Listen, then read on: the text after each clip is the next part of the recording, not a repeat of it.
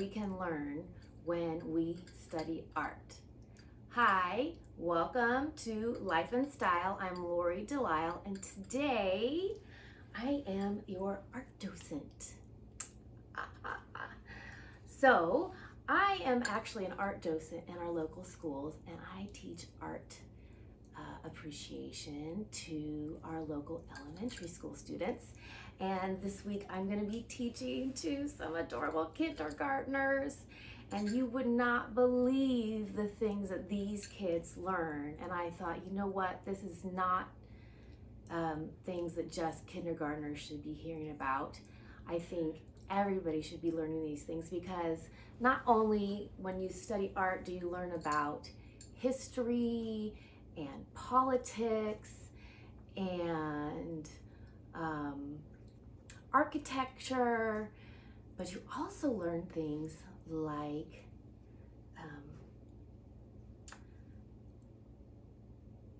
your own emotions and your own personality, and you can learn things, the elements of art and the elements of design that you can apply to your own interior design style, your own personal style, fashion, landscaping design. So there's so much that you can learn when you study art. So let me give you a little mini lesson like will be giving to my kindergartners this week. And let's talk about art. And this week, the kindergartners are gonna be learning about line. So let's look at our very first work.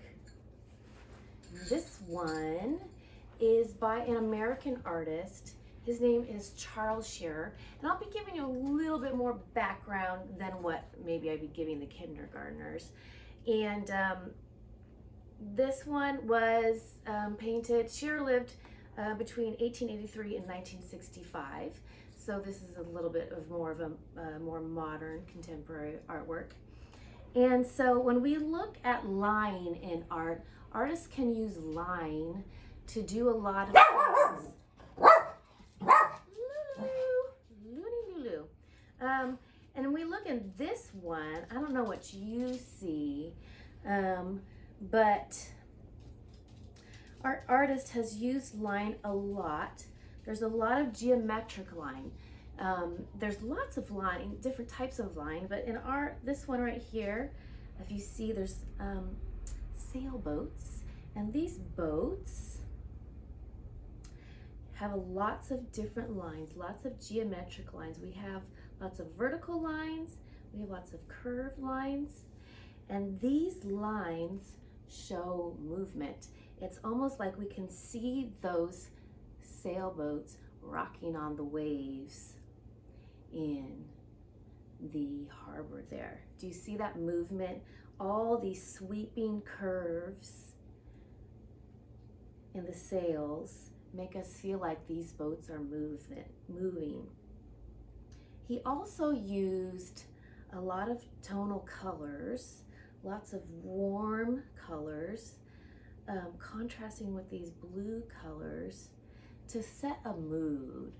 And when you're looking at art in a magazine, in an art history book, or the best way is to look at it in a gallery or a museum, because when you're looking at art just in an art history book, you don't get the sense of scale, because in art history book or in a catalog, they may look this big, when in fact the actual painting could be the size of an entire wall. And then you don't get the sense of texture and brush strokes, and the true colors of the work. But so when you're looking at it, one of the questions you want to ask yourself is just, how does this piece make me feel? You want to develop, when you develop a vocabulary for art, what kind of mood does this piece put me in?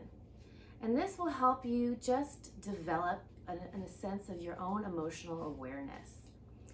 And this can really help you get insight and just to your own self, and help you develop your own vocabulary for yourself and how you're feeling, and give you a sense of where am I at right now, because sometimes I don't know that we're always really aware of that, and art can really help us be a barometer or a thermometer of where we're at emotionally sometimes, when sometimes we can shut ourselves down. So what kind of mood, think about what kind of mood is this painting trying to evoke with the colors here? And what kind of time of day do you think the artist is setting with these colors? And there's no right or wrong answer with these kinds of questions, because it's really whatever you perceive. And that's a wonderful thing about art, is really it's your perception as the viewer of the art. So let's look at our next one. And this painting is by an artist that you may have heard of before. He's probably one of the most well-known artists and one of the most regarded artists in the world. And this is Vincent van Gogh. Van Gogh is famous for his sunflowers. He's famous for cutting off his ear. He only painted for about 10 years, and then sadly he committed suicide. He had a mental breakdown and committed suicide.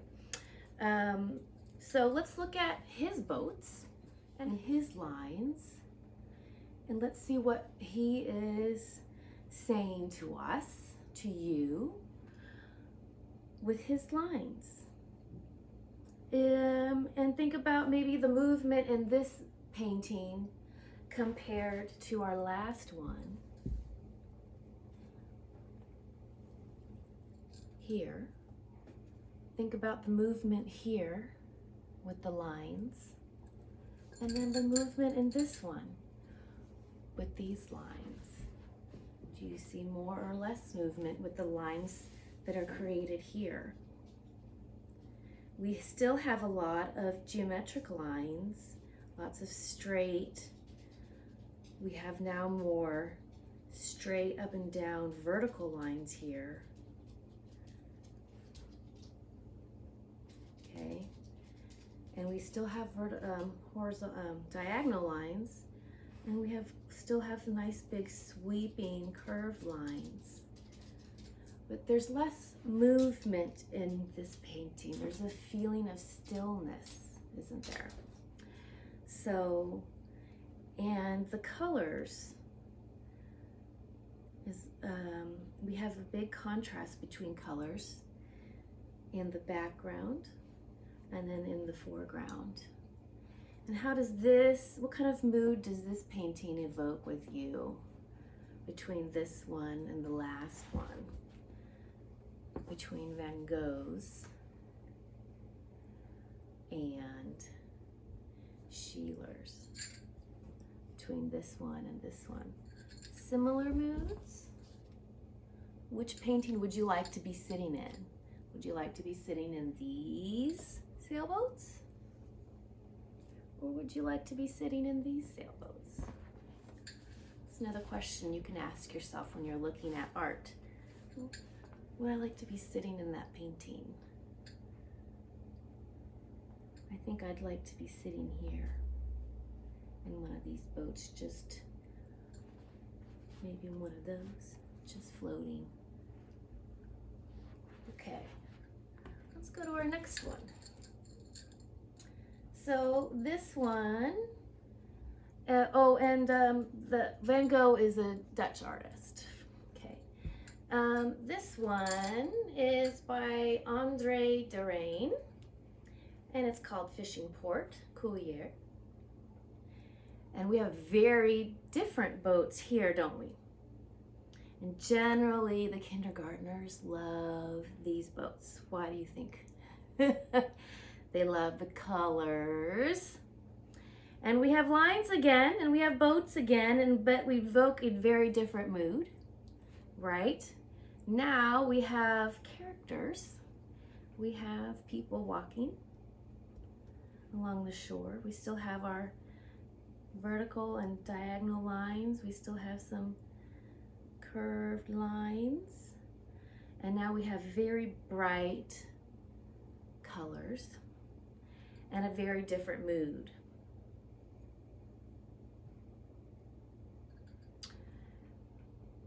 Very different mood. Okay. And then our last one, this is by Homer, by Winslow Homer, another American artist, called Breezing Up. And now we have a different kind of line that I'm going to talk about, and it's called organic lines. And organic lines are lines that we see in nature. And there's a lot of organic lines in Homer's piece here that we see with the clouds and the waves. And again, with this one, all these organic lines in the waves and in the clouds, and even here in the sail, we see a lot of movement again with all of those lines. And if we compare these two paintings, we can see very different moods again when we look at the colors. There's a lot of contrasting colors here in Darien's, and that when we contrast colors over here, they pop. But then over here in Homer's picture, we have more muted, subtle colors that, and here our eye pops around, right? From color to color, and they stand out. But here our eye rests, and where does our eye go? Our eye goes straight here to the children in the sailboat. And we want to look at all of their faces and see the expressions on their faces. And we have very distinct lines drawing us there. We have this line from the mast drawing us right down here, and we have this line here from the boat. And so we have kind of these two big, making like almost like a V shape that draws us straight down into the boat with the children. And I guess that's an old man, right? So line in art can draw our eyes to a specific place. It can create movement, make us feel like we're in the boats rocking with them. It can make us, give us a feeling of mood, can draw our emotions. Colors can create lines. If you look here, we have blocks of color basically creating lines, the blue next to the orange, and creating shapes. If you look here, we've created basically a triangle with the lines, creating shapes, and here's another triangle creating a shape. The lines, triangle, triangle, triangle, triangle, creating shapes. And we've got rectangle, rectangle, rectangle, rectangle with the lines. So you can apply these principles with lines to your interior decorating. If you want to draw attention to something, you can create visual lines in your design, in decorating. In your wardrobing, create visual lines with your accessories to draw eyes up to your face. You can do this in landscaping with the placement of pathways and flowers and bushes. things to think about.